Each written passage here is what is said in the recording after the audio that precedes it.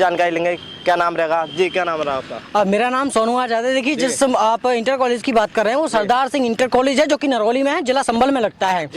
अब एक्चुअल में ये था कि 26 जनवरी 1950 में संविधान को पारित किया गया था, लेकिन वहां पर हम जो है गणतंत्रता दिवस जो है मनाते हैं।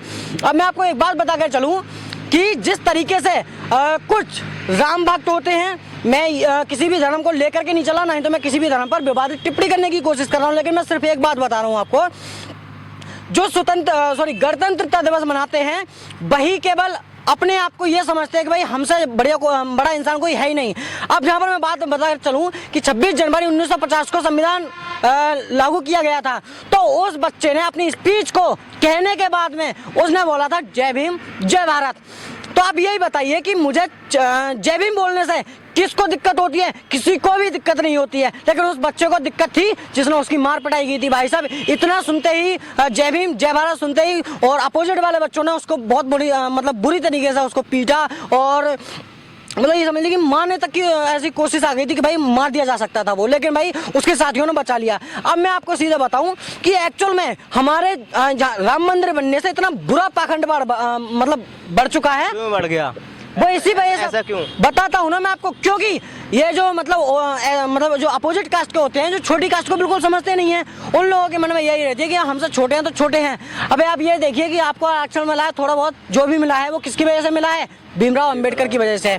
अब मैं आपको बताऊं कि अगर हमारे यहाँ पे स्कूल भी चल रहे हैं, वो भी हमारे जो है संविधान के अंदर आते हैं। संविधान को किसने बनाया था? तुम्हारे पिताजी, जो आप देख रहे होंगे ना नौरली वाले वीडियो, ध्यान से सुनिए जरा, ध्यान से इस बात को। आपके पिताजी भीमराव अंबेडकर साहब ने, वो सबसे पहले पिता हमारे ही हैं। मैं बताऊं, बाकी का हमारे कहते हैं ना कि गांधी जी हमारे पिता हैं, लेकिन मैं उनको अपना जो है भारत का पिता मानता हूं अपने आप में मैं, क्योंकि उन्होंने संविधान लिखा था, और संविधान दिवस जो है हम मनाएंगे और इसी तारीख को मनाएंगे। हम गणतंत्र या फिर स्वतंत्रता दिवस की हम मनसा नहीं रखते, वो बात की बात में देखी जाएगी, लेकिन हमारे लिए 26 जनवरी 1950 का दिन बहुत ज्यादा बढ़िया रहता है। और हम भाई साहब खुल करके बोलेंगे जय भीम जय भारत, क्योंकि जय भीम के नारे से आपको कोई दिक्कत हो तो हमारे सामने आकर के मुकाबला कर लो कि आप बड़े हो या फिर जय भीम वाले बड़े हैं। उन्होंने जो स्पेस दी तो जय भीम नारे से उन्हें क्या दिक्कत हुई थी? देखिए, ये होती है कि एक्चुअल में उन लोगों को दिक्कत क्या है, जिस तरीके से पारसी समुदाय जो होता है, जो कि बाबा साहब भीमराव अंबेडकर साहब थे, वो पारसी थे, पारसी समाज कास्ट से थे, लेकिन उनको क्या किया गया था कि भाई साहब जब कोलंबिया यूनिवर्सिटी से वापस आए थे तो एक स्कूल में वो पढ़ाई कर रहे थे, तो वहां पर उनको इस तरीके से होटल में इस तरीके से इरिटेट किया जाता है कि बहुत बुरी तरीके से उनको होटल से निकालने की मंशा की जाती है। क्यों? क्योंकि भाई साहब उनको पता है, पता चला कि भाई जो है ये छोटी कास्ट का व्यक्ति है, बाबा साहब भीमराव अंबेडकर उनकी नज़र में छोटी कास्ट के हैं। और वो कौन थे निकालने वाले उसको? ब्राह्मण समाज के।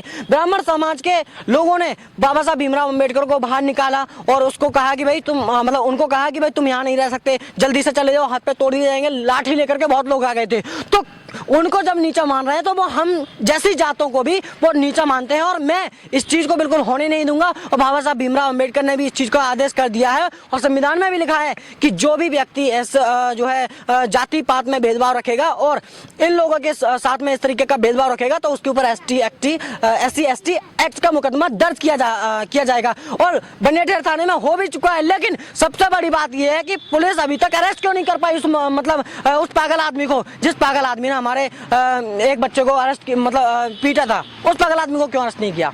जैसे कारण है, कोई भी अब तक कोई सुनवाई हुई कल से लेकर? देखिए, सुनवाई की मैं क्या करूं यार, सुनवाई तो जब ही हो जानी चाहिए थी कि जब उस बच्चे के साथ में जो ये वारदात हुई थी, उसको मारा था इतनी बुरी तरीके से कि बहुत बुरी तरीके से, तो ये चीज क्यों नहीं देखती है? मैं खुद इस चीज को प्रशासन को मैं कहूंगा कि भाई प्रशासन बिल्कुल अपने आप में अंधा बना हुआ है। कहते हैं ना कि भाई प्रशासन अंधा, वो कानून अंधा होता है, तो भाई साहब कोई अंधा कैसे नहीं बचेगा? जाहिर है, तो कानून इस समय अंधा है मेरे हिसाब से, क्योंकि अरेस्ट उसको जब भी हो जाना चाहिए था जब वो स्कूल में था, और उस स्कूल के प्रिंसिपल की भी मैं गलती मानूंगा, क्योंकि उस व्यक्ति ने पुलिस को वहाँ उसी जगह नहीं बुलाया, दोनों का मैटर नहीं सुलझाया। और मैं इस चीज में भी कहना चाहूंगा कि स्कूल में भी भेदभाव नहीं होना चाहिए भाई साहब। जब आप पढ़ रहे हो तो आपको पढ़ने दिया जाए, संविधान इसकी हमें छूट देता है कि हम अपने हिसाब से पढ़ें और अपने हिसाब से हम अपनी स्पीच को बोले, मैं जो भी कहूँ, लेकिन किसी व्यक्ति के ऊपर विवादित टिप्पणी नहीं कर सकता, किसी व्यक्ति के ऊपर बिना उससे पूछो। तो आप ये देखिए कि उसने जब बाबा साहब भीमराव अम्बेडकर को बोला, सही बोला,